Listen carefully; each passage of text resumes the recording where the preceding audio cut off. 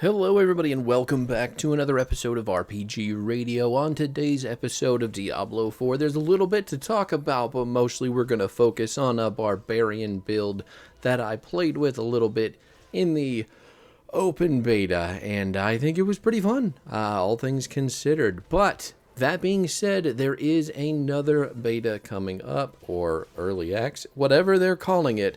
I think they said a server slam. So they're trying to get as many people on the game as possible for May. The opening weekend will be here within the next few weeks to get as many people logged on to stress test the servers before launch. So if you haven't played Diablo 4 yet, your opportunity is coming up, and I highly recommend that you give it a go. But all that being said, let's talk about Rupture and one of the coolest abilities in the Barbarian kit that it is.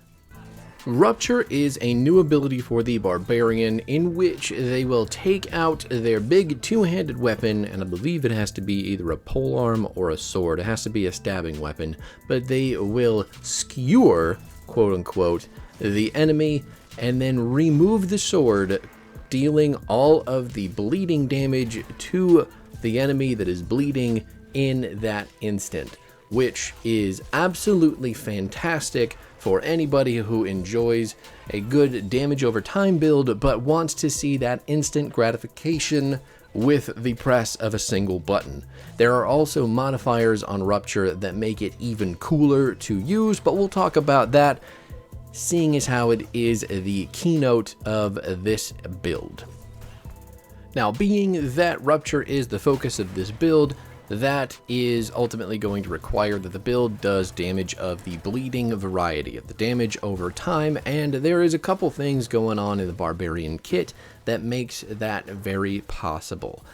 One of the biggest factors in Diablo 4 that the developers really want people to know is that your character should have tons and tons and tons of builds and different ways to play them, and freedom is the name of the game. So there may be lots of different Rupture builds, bleed builds, whatever kind of builds, but this is just the one that I had the most fun with and I felt like sharing. So let's talk about it from the start. In Diablo 4, your main abilities are going to require points. So even though they seem early on, they seem basic, you're going to have to use them, and that's why we're going to pick one that makes the most sense. That is Flay. Flay is basically a cleaving swing that is going to deal damage and bleeding damage all at once. So the bleeding damage is over 5 seconds, and it's going to do some small, just single hit direct damage, I think is how they describe it.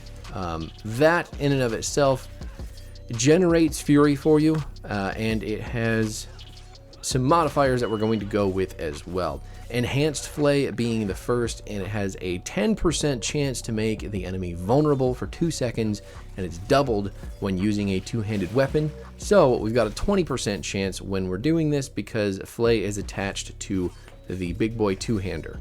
The next is Combat Flay, and that means that when we deal direct damage to an enemy, we get 3% damage reduction and thorns for 3 seconds, stacking up to 4 times. Thorns are going to play in this build as well, but those come into passive later on, so I'll tell you about those in a couple tiers. With those 3 points into the top tier of the skill tree, though, that gets us access to our core abilities, and we're going to be using 2 of them, which means that you'll see later on we've locked ourselves out of a button, but I don't think it's super important.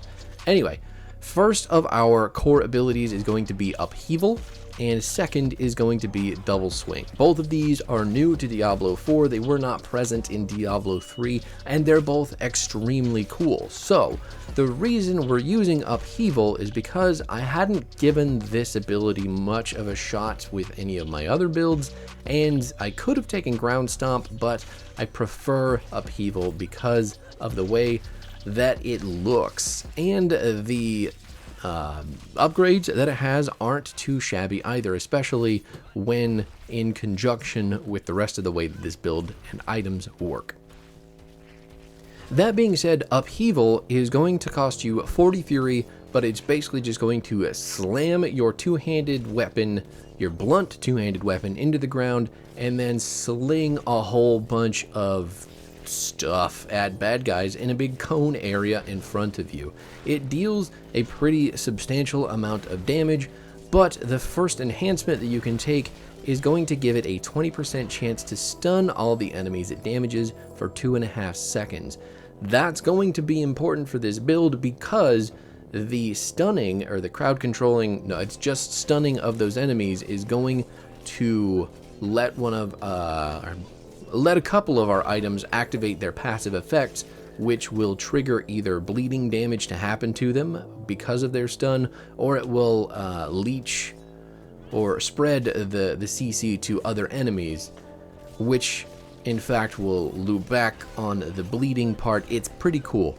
But we do need a stun, and the Upheaval stun is going to be pretty perfect for what we want, especially with how big the AoE is. Next is Furious Upheaval, and that's dealing direct damage to an enemy with a skill that is not Upheaval is going to cause your next cast of Upheaval to deal 8% increased damage, stacking up to 10 times. So, what this means is that we can use Upheaval as a type of damage ender, because we'll be doing a lot of damage with Flay, with Double Swing, with Rupture. We just have a lot of damage going off in a lot of different methods, so it's going to work out pretty well that Upheaval does a lot of damage in itself. And Double Swing is the next one that we've got. That is a two-handed weapon ability in which the barbarian will take both of their one-handers and slice and chop at whoever you're clicking on. It's going to sweep from two directions, and the damage that it deals can be both inward and outward. So you'll see the animations when you're using this. The barbarian will swing in to chop together, and then they'll swing out to chop apart. It's really freaking cool the way that it works. We take the enhancement for the enhanced double swing, and if it damages a stunned or knocked down enemy, we're going to get 15 Fury. It's not... In other builds, I liked double swing as kind of like this kind of cleaving combo ender, but in this build specifically, we use it more for Fury generation and more for this kind of stringing of damage along enemies who are bleeding, but we don't have an Upheaval or a Rupture ready to kill them. Now, the next tier of the skill tree down the line is just going to be nothing but passive use. We're just putting the points into these passives because they synergize really well with the build, and they're giving us access to the next tier beyond this one. But more importantly, these passives are Outburst, which is giving us flat thorns, and apart from that, we're getting another increase in those thorns for each bonus maximum life you have. So depending on how much extra max life you have, you're getting more thorns. And this is important because of the modifier to this passive, which is called Tough as Nails. That's going to increase our thorns by 60%, even further beyond what we've already done. And when enemies hit you, they're going to take an additional 1% of those thorns as bleeding damage over 5 seconds. So if they weren't bleeding from attacks that we're doing already, they're bleeding just from attacking us, which is exactly what we want to be happening. Everything that is anywhere near us should be bleeding for us to do the maximum amount of damage to it. And we've made it to our second to last tier of ability. Not necessarily the second to last in the tree, but the second to last of what we're going to be using. And there's two abilities on this tier that are going to end up in this build. One of them is Leap, and that's about it. We're just using it for mobility. It's not the worst thing in the world. Leap is super helpful, but really I just want the points there for the mobility and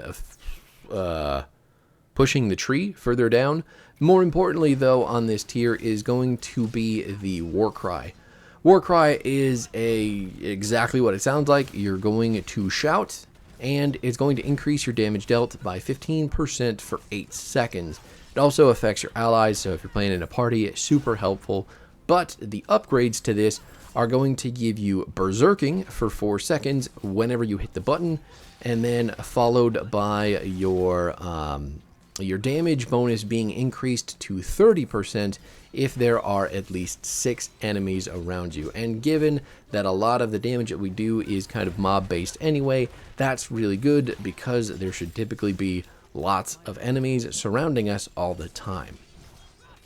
The berserking modifier on Warcry is also really cool because we got an amulet that basically gives us more thorns when we are berserking. So we hit the Warcry, we get more thorns from our amulet. Those thorns in turn deal more bleeding damage when we get hit for that duration. It is yet another loop inside the build, which is fantastic to see because everything should interact in some way or another.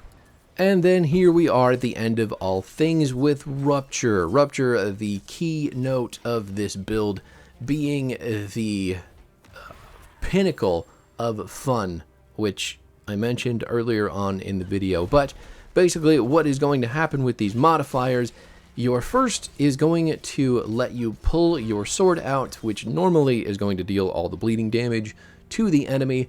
But when you do this, it's also going to cause an explosion that's dealing 30% bleeding damage over 5 seconds. So basically you're applying another bleed in an AoE after you pull the sword out. And then Warrior's Rupture, the second enhancement for this ability, is letting you increase your attack speed by 20% when the ability goes off. And that might not sound like a whole lot when you look at this build, but basically with that attack speed, you are upping the amount of Flay that you are capable of when you're casting that basic ability on bigger, badder enemies like the elites or the bosses, and all that bleeding damage builds up really quick while Rupture is on cooldown, so that you can pull the sword out, stick it in again, and then pull it out one more time, causing all of that bleeding damage to pop off. Not to mention, if you're getting those stuns, if you're doing everything with upheaval and your other abilities in the meantime, it's just going to do nuts amount of damage to bigger enemies. So you can kind of see this build culminate in the boss of the dungeon here. Things work out just fantastically. The numbers keep going. We just get to keep slapping buttons, and it just works exactly the way that I wanted it to. There are some items, at least gear-wise, in this build that are doing some kind of goofy things. Leap has an item that will let you cast an earthquake where you land with Leap, and that is the boss. But Earthquake and Leap are pretty cool together if you don't have anything else. If you're just using Leap like I'm using, it makes sense to take that piece of gear. But you can see here the other gear that we're using. We've got a mace that's increasing the damage that our core skills do. That's upheaval and double swing being really powerful. There's even more increased attack speed with some of our one-handed weapons. We've got increased damage when our primary resource is topped off. We're getting fortification shielding when swapping weapons. We're also getting crowd control, basically virus jumping to other targets, and obviously important legendary ability that is letting us deal some of that bleeding damage early to enemies when they get stunned at all. Works and ties in very, very well together. But this is a pretty short video. I appreciate you guys hanging out. If you like the build, let me know. Since the open test is coming up again in May, there will be a lot more build variety on this channel. We'll do some Necro, some Rogue, you'll see some more Druid stuff too. But in the meantime, thanks so much for hanging out. If you liked it, let me know. If you didn't, let me know. If you don't want to do anything, that is up to you. You're a YouTube person guy. But I'll see you next time. Peace out.